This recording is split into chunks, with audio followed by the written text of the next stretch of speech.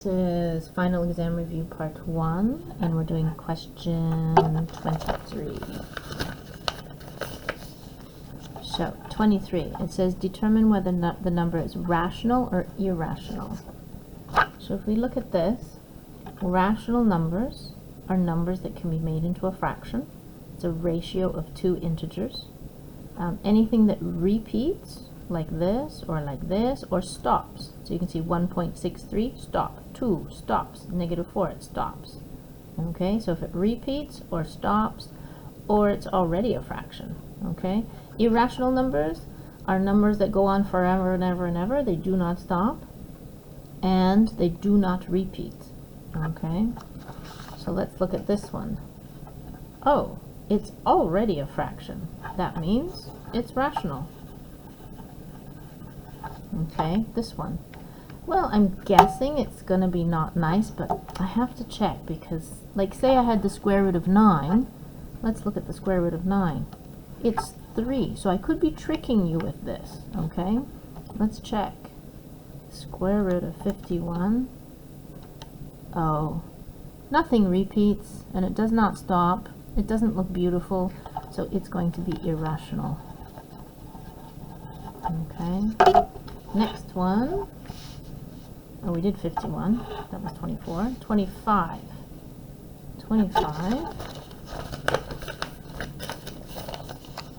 Classify the number as a member of one of these sets. Okay, so square root of 59. It could be something pretty.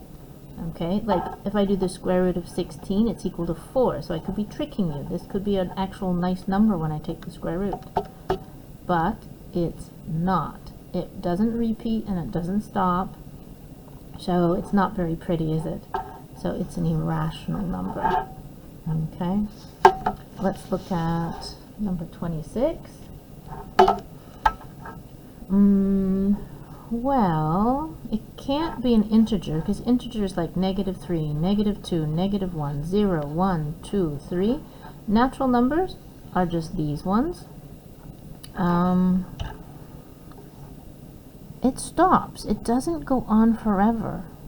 And so let's look at this again.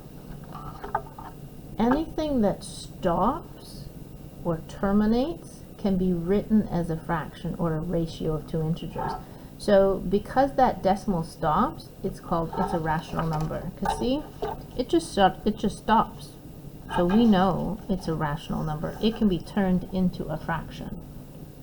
So it's a rational number. Let's look at 27. 27. Oops, you need to be able to see it. Ah, what's that line mean? That means it goes 6.312, 312, 312, 312. It repeats forever and ever and ever. So what repeats? If it repeats, then it's a rational number. So here it's a rational number because it repeats. Square root of 139. It could be something pretty. Let's check. The square root of 139. Oops, just wait, let's try that again. Square root of 139. No, there's no repeating, and it doesn't look pretty, it doesn't look nice, so it's going to be irrational. Okay, let's look at 29. -19. Oh, well, it stops. It's a nice number. So it can be rational. Oh, so it's not that one.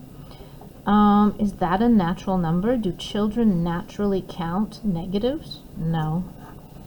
No. That's an integer.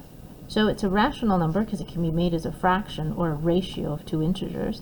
And it's an integer because it's like a whole sheep. It's -19. I owe my brother 19 sheep. So that's an integer.